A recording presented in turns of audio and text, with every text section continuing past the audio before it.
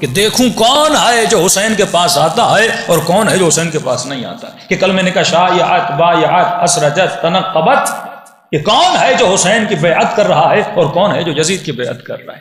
جیسا جیسا بندہ امام کے قریب جاتا ہے ویسے ویسے بری صفات سے اس کی براءت ہونا شروع ہو جاتی ہے۔ وَيَرْزُقْنِ الْبَرَاءَةَ، یہ بہت بڑی دعا ہے، خدا مجھے براءت عطا کر۔ کس چیز سے براءت عطا کر؟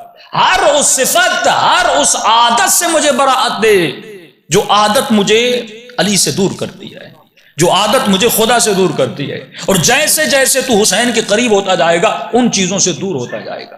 جہنم نام ہے بری صفات کا، جنت نام ہے اچھی صفات کا۔ یہ ممکن نہیں کہ تیرے وجود میں بری صفت ہو اور تو جنت میں جا سکے، امکان ہی نہیں ہے، کیونکہ جہنم میں نجس صفات آ ہی نہیں سکتی۔ جنت ہے ہی حسن کا نام، جنت ہے ہی ادب کا نام، جنت ہے ہی اخلاق کا نام۔ یہ ممکن ہی نہیں کہ جس میں اخلاق نہیں ہے وہ جنت میں چلا جائے۔ تبھی فرمایا مومنوں کو برزخ میں صاف کیا جائے گا، اللہ ایک طرح کی کلیننگ کرے گا برزخ میں لوگوں کی۔ جب یہ کمپلیٹ اس تعلیمات اہل بیت میں اور اخلاق کے محمد سے ان کا وجود نواز جائے گا، پھر ان کے وجود میں صلاحیت پیدا ہوگی کہ یہ جنت میں جائیں۔ لیکن یہ جو اختلاط ہے معاشرے کا آخری زمانے کا، اس نے ہمیں بہت اہل بیت سے دور کر دیا۔ کیسے؟ ہماری زندگیاں مختلط ہو چکی ہیں اس نظام سے۔ دو سسٹم اس کائنات میں، ایک سسٹم وہ ہے جو شیطان بناتا ہے، ایک سسٹم وہ ہے جو خدا بناتا ہے۔ میری زندگی اتنی اس نظام کے ساتھ جڑ چکی ہے، میرا سونا، میرا اٹھنا، میرا کھانا، میرا پینا، میرا لائف سٹائل کمپلیٹلی اس سسٹم میں مخلوط ہو چکا ہے۔ اب اس سسٹم سے نکلنا میرے لیے بہت مشکل ہے، اس سسٹم سے مجھے خود کو جدا کرنا بہت مشکل ہے۔ اس کی آسان سی مثال دوں۔ مثال کے طور پر قرآن میں آیت ہے کہ اے بندے خدا، یہ جو سسٹم تیرے لیے دنیا بنا رہی ہے، دنیا جو سسٹم بناتی ہے، ویسٹرن سسٹم جو ہے، اس کی بنیاد ہے تجربہ۔ وہ پہلے ایک چیز کو تجربہ کرتے ہیں، پھر رزلٹ ملتا ہے، پھر کہتے ہیں کہ یہ کام کرو۔ لیکن جو سسٹم اللہ بناتا ہے وہ تجربے کی بنیاد پر نہیں ہے، وہ علم وحی کی بنیاد پر ہے۔ مثلا خدا نے کہا وضو کرو، ٹھنڈا پانی سے وضو کرو، ٹھنڈا پانی وضو کے لیے اچھا ہوتا ہے۔ مثلا اللہ نے کہا مرغی کو کھانا ہے تو اس طرح کاٹ کے کھاؤ، رات کو سونا ہے تو ایسے سو، پانی پینا ہے تو ایسے پانی پی۔ مختلف چیزیں جو مکروہات مستحبات، تقریباً 2000 مکروہات مستحبات اسلام میں ہے، کیونکہ خدا علم وحی کے ذریعے ہمیں بتا رہا ہے۔ اور دنیا اور ویسٹرن ورلڈ جو ہے وہ کس کے ذریعے سے ہمیں سکھاتا ہے؟ علم تجربے کے ذریعے سے۔ اب وہ آپ کو ایک دوائی کی پیشکش کرتے ہیں، بھائی یہ دوائی کھاؤ، یہ آپ کے سر درد کے لیے بہت اچھی ہے۔ دنیا اس دوائی کو کھانا شروع کرتی ہے، آفٹر 20 ایئرس پتا چلتا ہے یہ دوائی کینسر بناتی ہے۔ پھر بتاتے، خود دوائی بناتے ہیں، 20 سال کے بعد کہتے ہیں یہ دوا نہیں کھاؤ، اس سے کینسر ہوتا ہے۔ لاکھوں ایسی دوائیاں انہوں نے بنائی، بعد میں خود ہی منع کرتے ہیں۔ کیوں؟ کیونکہ ان کا علم تجربے کی بنیاد پر ہے۔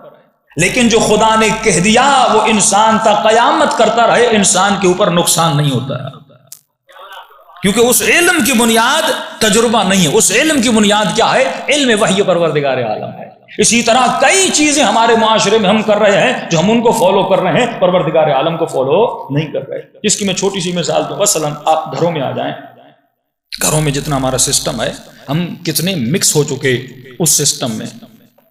مثال کے طور پہ اب آسان سی مثال دوں نا تاکہ سمجھ جائیں آپ، یہی WC جو ہم استعمال کرتے ہیں،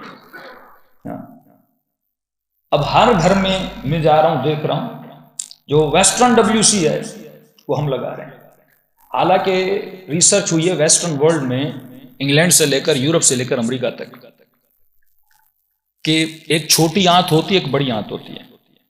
سب سے زیادہ بڑی آنت کا کینسر یورپ میں، انگلینڈ میں، انگریزوں میں۔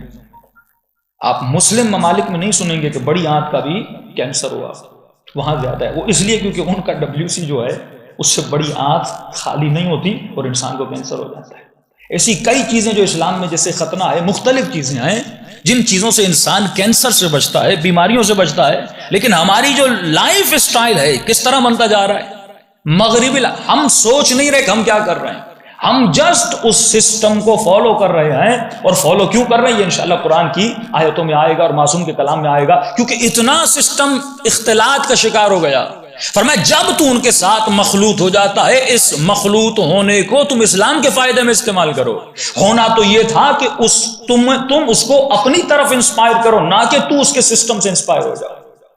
لیکن شیطان سسٹم ایسا کریٹ کرتا ہے کہ اللہ کا ماننے والا، رسول کا ماننے والا اپنا گھر، اپنے بچے، اپنی ساری تربیت اس سسٹم میں لگا دیتا ہے۔ پھر جب موت کا وقت آتا ہے پتہ چلتا ہے میں نے تو زندگی کمپلیٹ اسی کے سسٹم پہ گزاری تھی، میری مجلسوں میں صرف حسین کا نام تھا، میری زندگیوں میں حسین کی فکر نہیں تھی۔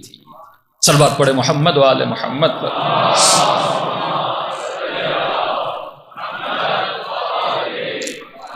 وعجل فرجہم۔ اب میں نے کل کی مجلس میں کہا سب سے زیادہ کینسر ڈینمارک میں، یہ دنیا کا بہترین ملک ہے جس کی نمبر 1 کہتے ہیں نیشنلٹیز میں، لسٹ میں پہلی نیشنلٹیز میں ملیشیا اور یہ ملک آتے ہیں۔